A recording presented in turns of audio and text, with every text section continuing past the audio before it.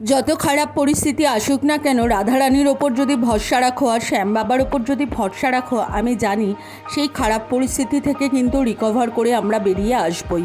সেই রকমই সময়ের মধ্যে দিয়ে আমি হয়তো যাচ্ছি, কিন্তু সত্যি বলছি, খুব খারাপ সময় থাকলে আমি কিন্তু এই দুজনের ওপরই খুব ভরসা রেখেছি। এবং সত্যিই বলছি, কোথা থেকে সমস্যাগুলো সমাধান হয়েছে আমি নিজে আজও বলতে পারবো না। তাই সকাল সকাল কিন্তু আজকে চান করে আমি প্রভুকে প্রসাদ গ্রহণের জন্য প্রস্তুত করলাম। এই দেখো, আজকে কিন্তু আমি সকালবেলায় এইভাবেই পুজো দিয়েছি। তোমরা কিভাবে পুজো দাও আমাকে জানিও। সকালবেলায় পুজো দিলে মনটা কিন্তু ভীষণ ভালো লাগে। তারপর একটু জোতও জ্বালিয়ে নিয়েছি। জোতের আলো বা জোতের আভা নেওয়া কিন্তু খুব ভালো করে জ্বালাতে না পারলেও যতটুকুনি আমি শ্যাম বাবার ইউটিউব চ্যানেল থেকে শিখেছি সেইটুখানি কিন্তু করার চেষ্টা করি। আমার কিন্তু সকালবেলায় পুজো দিলে সারা দিনটা ভীষণ ভীষণ ভীষণ ভালো যায়। এর জন্য থ্যাঙ্কসফুল আমি ইউনিভার্সের কাছে এবং শ্যাম বাবার কাছে। তারপর বাইরে এসে দেখছি মেঘটা পুরো আকাশে কালো মেঘে ঢেকে গেছে।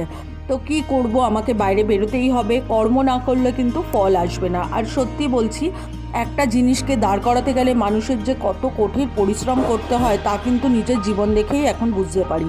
কিছুক্ষণ পর বেরিয়ে যাওয়ার জন্য যখন রেডি হয়েছি, বিস্কুট ভীষণ দুষ্টুমি করছিল, তাই কিন্তু ওকে বেঁধে দিয়েছি। না হলে না, বাইরের গেটটা তো আমাদের খোলা, ও কিন্তু বেরিয়ে যায়।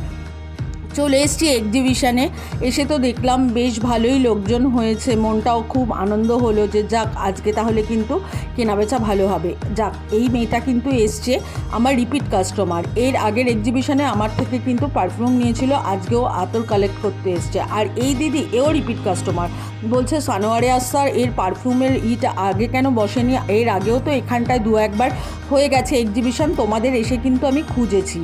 অ্যাবসোলিউট টুগেদার আমাকে পারফিউমটা দাও। আর এই যে আমার বান্ধবী আর বান্ধবীর ছেলে, এরা কিন্তু আমার পারফিউমের ভীষণ ফ্যান। ওরাও কিন্তু আবার এসে আমার কাছে পারচেস করেছে।